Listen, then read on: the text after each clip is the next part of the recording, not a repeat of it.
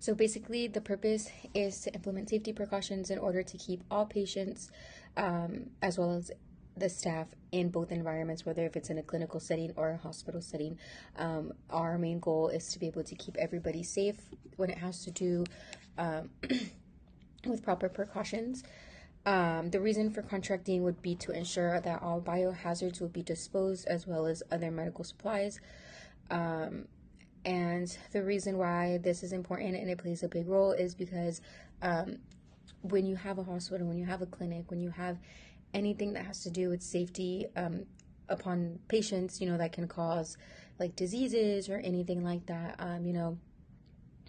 it can be a like cause of like infections if these safety precautions are not implemented in our organizations, and it's a big liability. Also, it can cause the company thousands of money if for whatever reason um, we were to have any liabilities happen because of this, without having the proper sanitation implemented.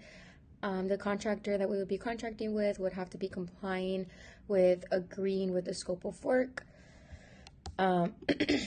Excuse me.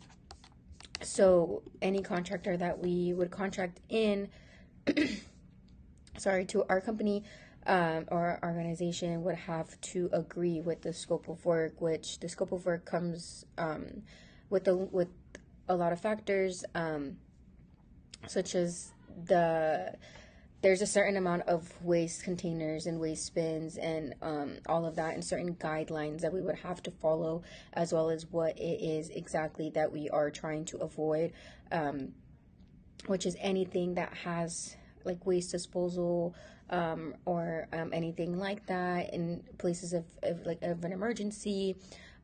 Both hospital and clinics will require like a certain amount of containers to be able to take everything out in a safety in a the safest way. I'm sorry.